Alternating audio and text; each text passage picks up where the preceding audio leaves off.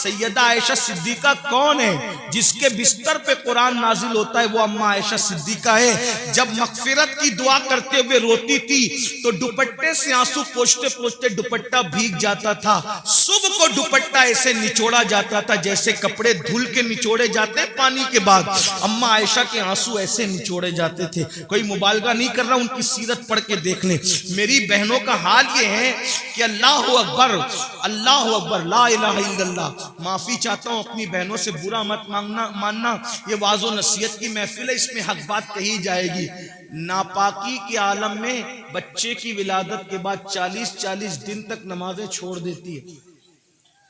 8-8 दिन तक के पाक होने के बाद भी नापाक ही बगैर गुस्ल के रहती है। और फिर इनको घमंड है कि हम जन्नत में जाएंगे। जिसके बिस्तर पे कुरान नाजिल होता है, ऐसी पाकीज़ा जिसकी ततहीर में, जिसकी पाकीज़गी और जिसकी अजमत और इस्मत की शान बयान करने के लिए अल्लाह ने सूरह नूर की आयतें नाजिल फरमाई है। जिसकी तहारत और पाकीज़गी अल्लाह बयान करे, वो अल्लाह अकबर, खुदा जिसकी पाकीज़गी का ऐलान करे, वो सैयदा आयशा सिद्दीका रज़ी अल्लाह ताला अन्हा रात रात भर रोए मग़फ़िरत की दुआ करते हुए। और जिनकी जिंदगी में कोई नमाज ही नहीं, जिन्हें यह भी नहीं पता कि ज़ोहर और जुमा के मसाइल क्या हैं औरत के लिए, उनको घमंड है कि हम तो जन्नत में जाएंगे। अल्लाह करे तुम जन्नत में जाओ, सब जाओ, बेहिसाब जाओ, तुम्हारे सदके मैं भी जाऊं, लेकिन बड़ी माजरत के साथ इतनी सस्ती नहीं है मेरे भाइयों जन्नत। और मेरी बहनों, सीरियल देख करके वक्त गुजार रहे हो, औरतें बारीक और पतले लिबास पहन चुकी हैं, दुपट्टे को मफलर बना चुकी है। औरतों को नहीं पता अल्लाह के रसूल अलैहिस्सलाम इन औरतों का अजाब याद कर करके रोते थे। एक दिन सैयदा फातिमा ज़हरा ने पूछा, बाबा आप घुटनों में सर रख के रो रहे?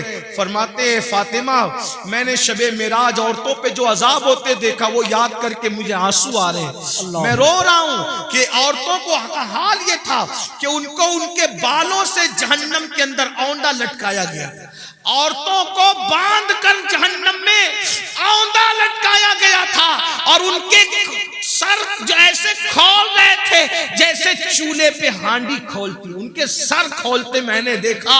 मैं क्यों ना रोऊं फातिमा, उन औरतों का अजाब मुझे रुला रहा है। मेरी बहनों, जहन्नम का अजाब भी कुछ कम न था कि जहन्नम में बालों से बांध के लटकाया गया और खोपड़ियां खोल रही थी जैसे चूल्हे पे हांडियां खोलती है। तो पूछा सैयदा ने, बाबा उनकी खोपड़ियां क्यों खोल रही थी, उनको सर के बालों से क्यों बांधा गया था?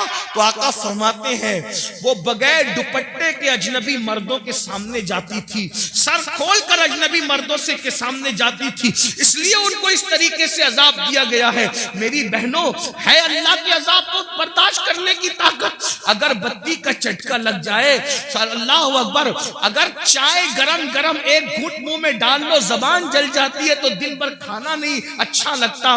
मेरी बहनों बताओ, सच्चे नबी का फरमान, सादिक मजदूक का फरमान, रहमतुल लिल आलमीन का फरमान, जिसने अपनी मर्जी से कभी जबान को जुम्बिश ही नहीं दी, अगर यूं ही जहन्नम में डाला जाए तो भी कम नहीं है। वो जहन्नम की आग जिसमें पहाड़ पिघल जाएंगे, उसमें औरतों को औंधा लटकाया जाए, बालों से हांडी की तरह उनका सर खोलने लगे, खोपड़ियां खोलने लगे। वजह क्या?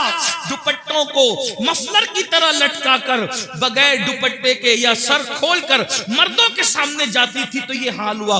अब आपसे पूछता हूं, ऐ भाई, तुझे अपनी बहन से अगर प्यार है तो अपनी बहन को तू दुपट्टे की ताकीद क्यों नहीं करता? ऐ शौहर, अगर तुझे अपनी बीवी से प्यार है, अपनी बीवी को दुपट्टे की ताकीद क्यों नहीं करता? ऐ बेटे, अगर तुझे अपनी माँ से प्यार है, अपनी माँ को प्यार के साथ दुपट्टे के लिए क्यों नहीं समझाता? और आपसे पूछता हूँ, बगैर दुपट्टे के घूमने में कौन सी फजीलत है और जो वो सर को खोलने में कौन सी फजीलत है? अल्लाह अकबर।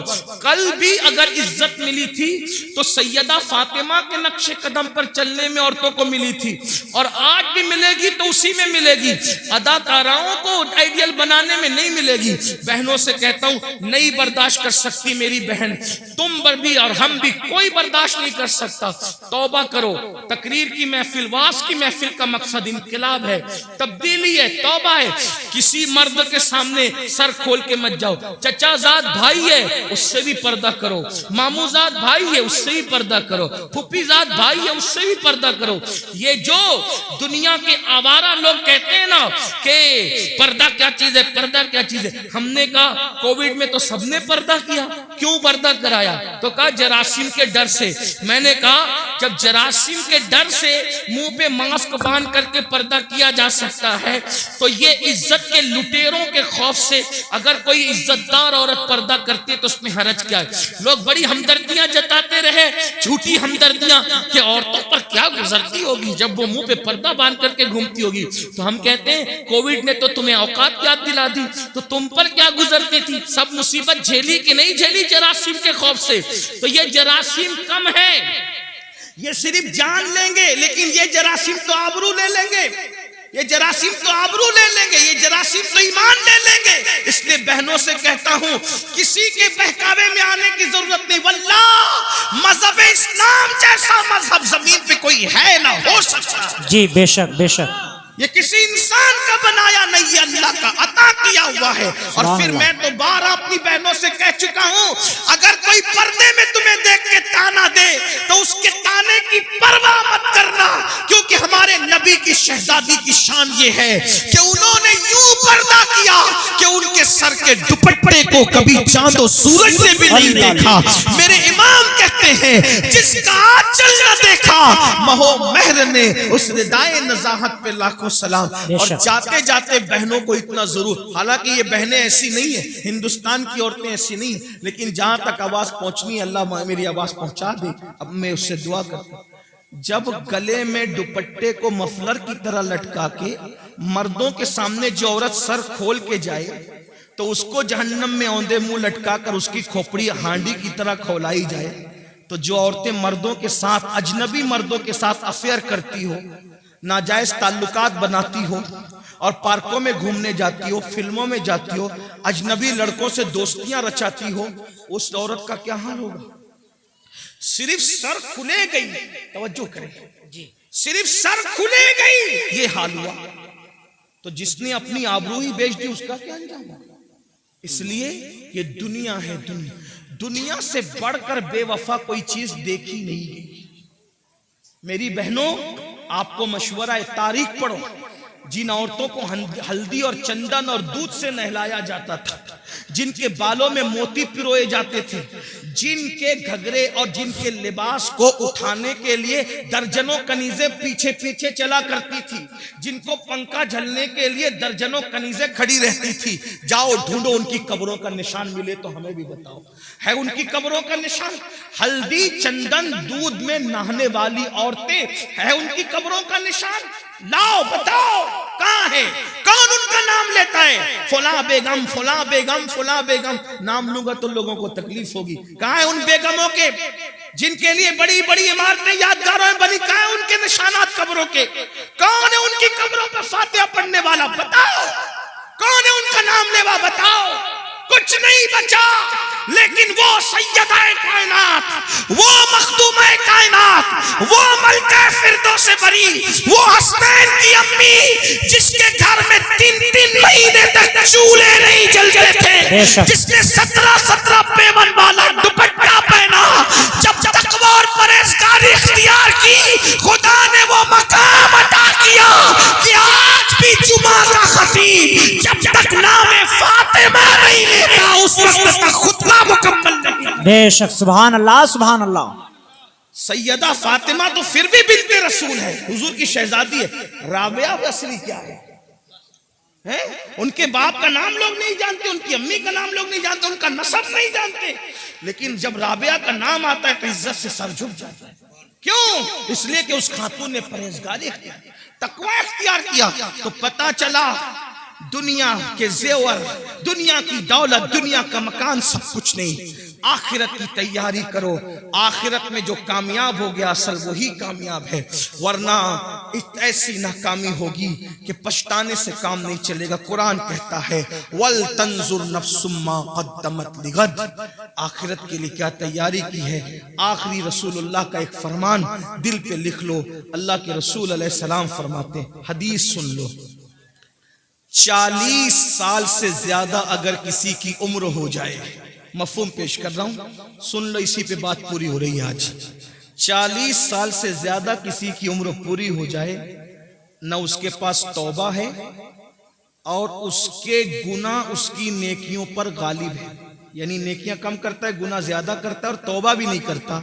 आका फरमाते हैं वो अपने आप को जहन्नम के लिए तैयार कर ले। तैयार हो जाओ जहन्नम के लिए। जहन्नम का वो अजाब जिसमें पहाड़ भी पिघल जाएंगे, जहन्नम का वो अजाब जिसमें फरिश्ते जो अजाब देने के लिए वो गूंगे और बहरे, वो मारेंगे तो आवाज भी आपकी चीख पुकार की लोगों की सुनाई नहीं देगी। ऐसा अजाब होगा, ना किसी कान ने सुना ना किसी आंख ने देखा। उसकी हकीकत को मुकम्मल तौर पे बयान नहीं किया जा सकता। आका इरशाद फरमाते सल्लल्लाहु अलैहि वसल्लम कि अल्लाह के अजाब को जो मैं जानता हूं, अगर वो तुम भी जानने लगो तो तुम ऐसे पिघलने लगोगे जैसे नमक पानी में पिघल जाता है, ऐसे पिघलने लगोगे। अजाब की हकीकत अगर तुम पे वाज़ेह हो जाए, फरमाया तुम गोश्त खाना छोड़ दो, अच्छा लिबास पहनना छोड़ दो, मुस्कुराना छोड़ दो, हंसना छोड़ दो, और तुम्हारा हाल ये हो जाए कि जंगल में पागलों की तरह फिरते रहो, किसी से बातचीत न करो। ये है अजाब इलाही पर पर्दा डाल करके जो है वो उसकी हकीकत की तरफ इशारा भी कर दिया गया और हमें वाज़े तौर पर ये बता दिया गया कि खुदा का अजाब बर्दाश्त करने की ताकत नहीं है। अंबिया रोते रहे, औलिया रोते रहे, सहाबा रोते रहे। सैयदना सिद्दीक अकबर जिनका ये महीना चल रहा है, 22 तारीख को उनके विसाल का दिन है, जमादिल आखिर की 22 तारीख। सिद्दीक अकबर कहते थे परिंदा कितना खुशनसीब है। लोग कहते थे परिंदा खुशनसीब है, आप कह रहे हैं आप कितने खुशनसीब है। फरमाया अफसोस ये परिंदा मर के मिट्टी बन जाएगा, मगर अबू बकर को अल्लाह की बारगाह में जवाब देना होगा, रब की बारगाह में हिसाब देना होगा। अफसोस अबू बकर कहां से लाएगा जवाब देने की ताकत, अल्लाह की बारगाह में मुंह खोलने की ताकत कहां से लाएगा। फारूक आजम कहते थे काश मैं परिंदा होता और कोई ज़बा करके खा लेता और मेरा किस्सा तमाम हो जाता, भूला बिसरा हो जाता, तो अल्लाह की बारगाह में जवाब देने से बच जाता। हजरत उस्मान गनी कहा करते थे काश मैदान महशर में जवाब न देना पड़ता। मौलाए कायनात रात के आखिरी हिस्से में कौन लोग हैं मेरे भाइयों जिनके नाम से मुसीबतें टलती है। मौला अली रात के आखिरी हिस्से में अल्लाह के खौफ से ऐसे तड़पते थे जैसे किसी को सांप डस ले वो कैसे तड़पता है, वैसे मौला अली तड़प तड़प के रोते थे अल्लाह के खौफ से। हमें क्या हो गया है, ना नेकी है, ना नेक अमाल है, ना नमाज की तौफीक है, सब अपनी मर्जी से अपनी तबीयत से जिंदगी गुजार रहे, आखिरत भूल बैठे। आखिरत को मत भूलो, जल्द कब्र में जाना है, जल्द मैदान महशर में जाना है। अल्लाह को राजी कर लिया तो दुनिया से बहुत बेहतर है आखिरत। वल आखिरतु खैरु व अबका, आखिरत बेहतर भी है, बाकी रहने वाली भी है। आखिरत की तैयारी करो, आखिरत की फिक्र करो, नमाज की पाबंदी करो, नमाज शुरू करो।